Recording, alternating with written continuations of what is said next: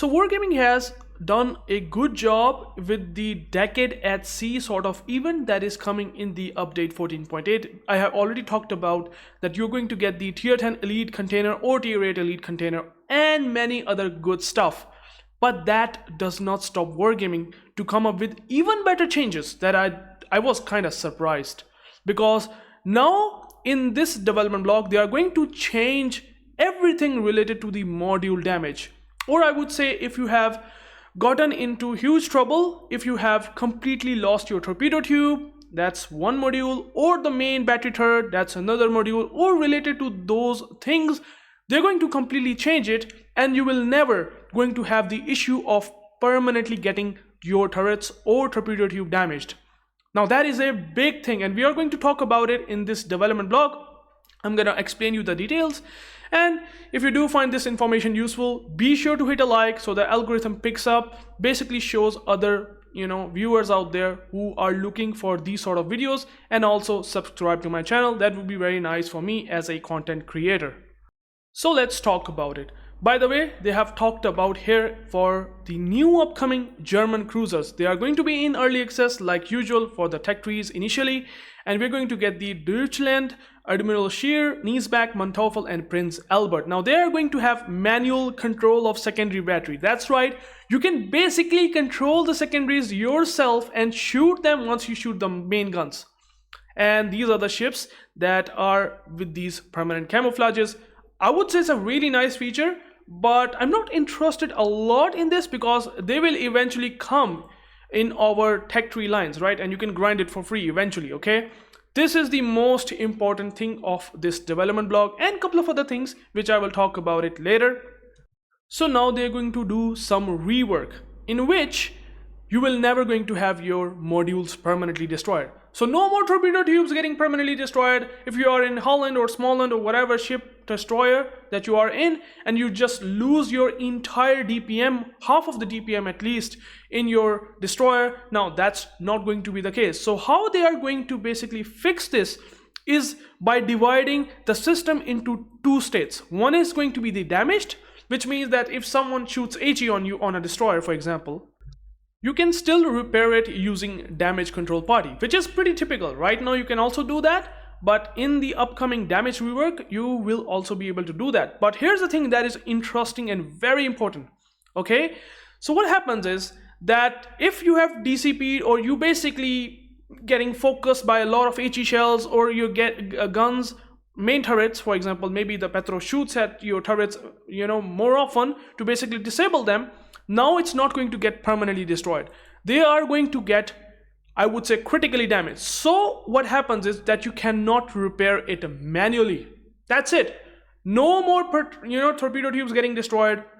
No more main turrets going to get just completely infunctional or non-usable, or I would say not usable. So that is something that's a huge news. I don't know what's happening with Wargaming, but they're coming up with so many steps in the right direction. And the biggest problem that I have with the module damage rework, that they have randomization on the module HP values, okay? So Wargaming assign these modules, like your torpedo tubes or the main turrets or whatever, they have a random value, okay? It can be pretty critically low, or maybe it can be very, very good, really good enough that you might never lose a torpedo tube at all. You will not going to get your torpedo tube permanently destroyed at all because of these randomization. So you can basically relate it with, I would say, the RNG that you find on, I would say, containers, right? It's kind of like that. So if you are just keep opening the containers and the ship does not come out, that is something that is very frustrating. So Wargaming kind of removing this randomization like that, and you basically never going to have absurdly low HP on those things like sonar, torpedo tubes, secondary guns, AA mounts. Like these are having specific HP now, but not randomized, right? So that is like great news, okay? And I mean, not getting critically damaged, oh sorry, I would say not getting permanently destroyed is another amazing feature. Like the HP will stay intact. You will not going to have, like, for example, a randomized HP. For example, your enemy ship has like really good HP on their modules for no reason, and I have really bad modules, right?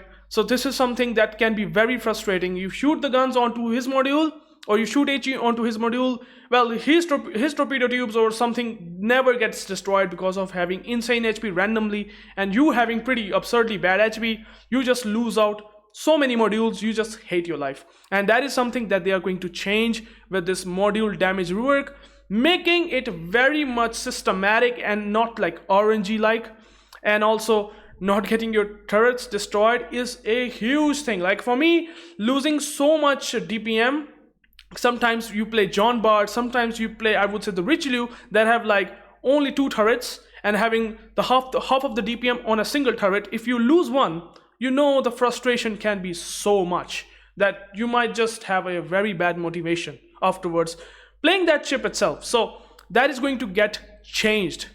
I must say, this is a step in the right direction. I love it. I hope you guys will love it too, but we will eventually see that in the update 14.8.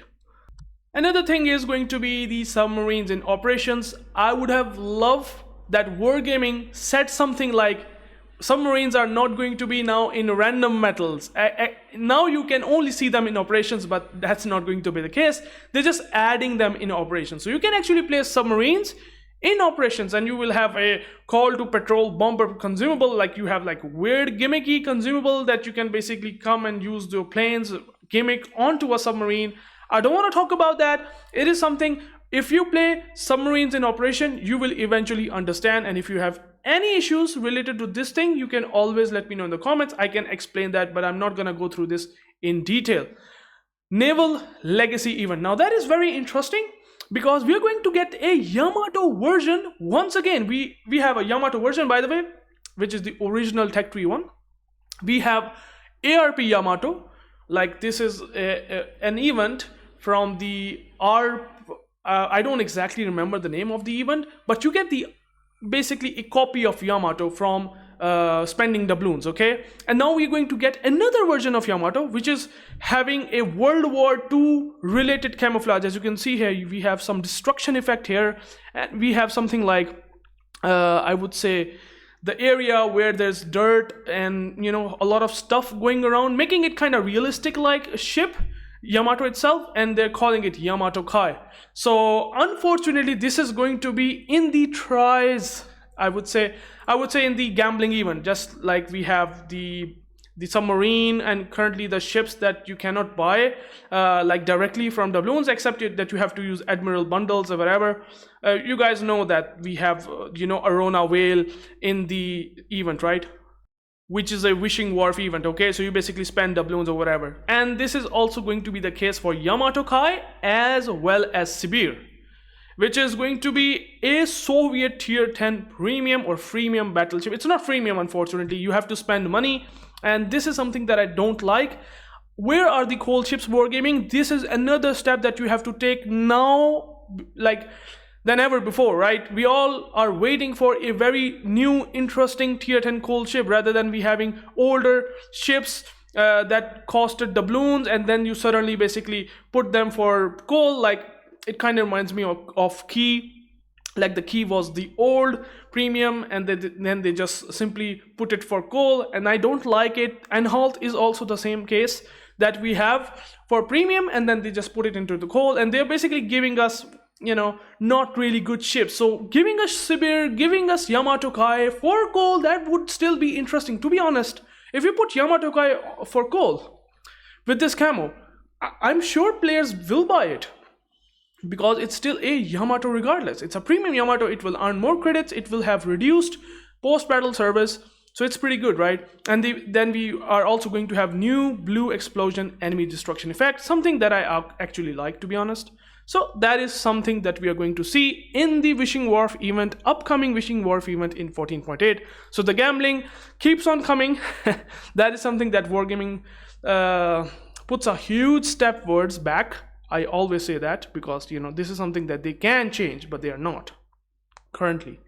Until something like, you know, stuff happens like Steel Hunter that happened recently, and that is a big blow to Wargaming, to be honest. The Steel Hunters not able to deliver is something that kinda shifts a lot of balance. And I'm seeing like a lot of good dev blogs. Like we have the Decade of C, when in which they are coming up with very nice stock and everything. I have talked about it. A lot of things coming for free. And now we are also going to have the module Rework, which is very nice. So hopefully the Wishing Wharf events gets tuned down, or something, that they just reduce in their frequency, and we will see that this is a even better step, a right step into a right direction. By the way, if you somehow manage to buy Yamato Kai from that event, from the Wishing Wharf, I mean, you basically have to spend money. And if you are getting lucky, you get the Yamato Kai, and upon getting it, you are going to get the another collection. Again, it's sort of a paid collection, because spending money is the only way to get this collection triggered, okay? You have the Yamato Kai, you trigger the collection, then you will have the Commander, Kosaku, Aruga, and by the way, it has enhanced skills. Again, something that I'm recently seeing it with also the other GQ Johnny Destroyer. Now that is coming for free. You can get it for free. I don't know whether the Yamato Kai will be having the same fate like GQ Johnny. Would be nice if we get a free version of Yamato, like a Yamato Kai. But yeah, for as of right now, you have to spend money, and then you will have this collection. If you complete it, you will get flag and whatever the achievement as well. And by the way, it's going to have epic rarity, which I am not sure why it's giving. Why Wargaming giving Yamato Kai having epic rarity? Like why? Just because of Yamato having a unique camo doesn't make it like the epic ship? I don't know. This only makes me think that Wargaming want to cost it a lot much more than, for example, if they have put it into some other, I would say, rarity, right? If they would have put it into a rare category, or I would say uncommon category, this price will be significantly lower. So they priced it epic so that they can make Yamato Kai cost more, and that's what we are clearly seeing here. It's going to be costing a lot more because of that rarity labeled as epic. And then we are also going to see the rarity changes. Now they're basically going to do some changes to the economic bonuses. Nothing very special. I mean, they're just changing some price. The common bonuses will get cheaper, the special bonuses will get slightly expensive. Does not really matter. You will just never ever buy the common and special bonuses for doubloons. But I think Wargaming might showing us here, and this probably indicates as well that players do buy doubloons, or I would say do spend doubloons on these common and special bonuses, which I would say is the worst thing a player can do for their money. But I mean, that's the player's money. Whatever they do. I'm fine with that, but I will just say that this is the worst thing to do. Clan Battles Season 31 is coming. The name is gonna be Mahi Mahi. What the heck is that name, bro? What? Mahi Mahi. Okay, and then we are going to have 7 versus 7 player tier 10 ships, and then we have restrictions, and then all that usual stuff. Recruiting station changes, I don't think so. A lot of players will be interested in that. But one thing to note, that the shipmates, if you have basically recruited the shipmates, okay, if you have recruited some players for World of Warships, right, to get some free stuff if they are playing the game itself, and if they are active, or I would say inactive, for over 90 days, they will be automatically removed from your My Shipmates list. So something that you should really know, and something that I don't like. I mean, why we have to basically ask them then, like we don't need to ask them that try not to be inactive, please, over 90 days. If you are inactive, then you have to try my link again. Please do not do that. This is what kind of makes me think Wargaming is trying to do. So basically, you can just wake these inactive guys by yourself, or by your own talk, right? Or basically the message that you will have to do, literally, so that they will not going to be automatically removed. Something that I don't like at all. If someone is inactive and over 90 days, for example, and if he comes back, that's fine, right? Why we just need to remove them from the shipmates list, right? This is something that I don't like, but they're doing it, and I don't like at all. That this is what Wargaming will do starting with update 14.8. Also, by the way, we are going to see made of steel permanent camouflages for tier 9 ships and super ships. So remember guys, you literally can buy made of steel permanent camouflages for 10,000 steel. So now they're basically adding a tier 9 pool and super ships pool as well. I don't know how much cost it will be for tier 9 ships, or super ships if you want to buy a made of steel permanent camouflage. But to be honest, if I give you one very important note about this, there is also a silver permanent camouflage, by the way.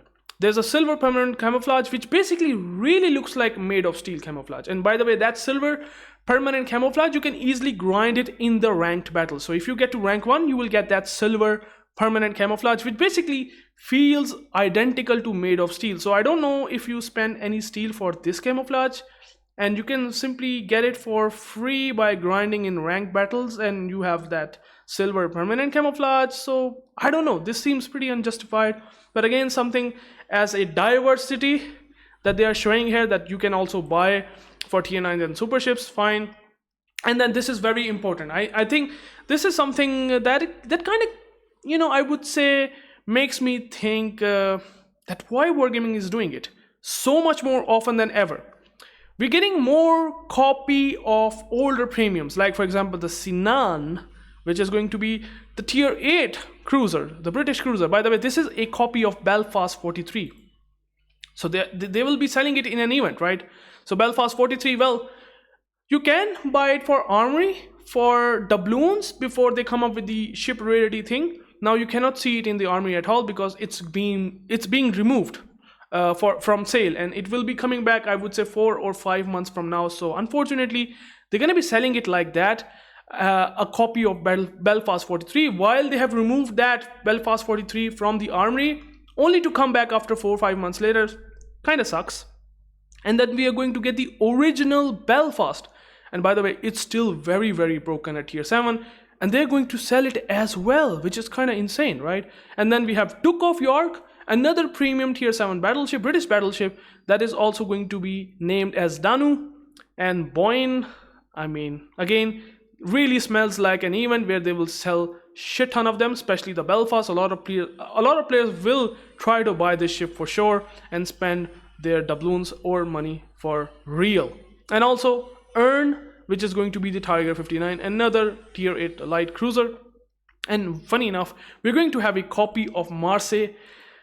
We have Zhao CLR, we have now the Zug in inventions, and we have like a copy of Hindenburg, a copy of Hindenburg, like all the Tech 3 ships copy to sell as freemiums, or I would say premium cost.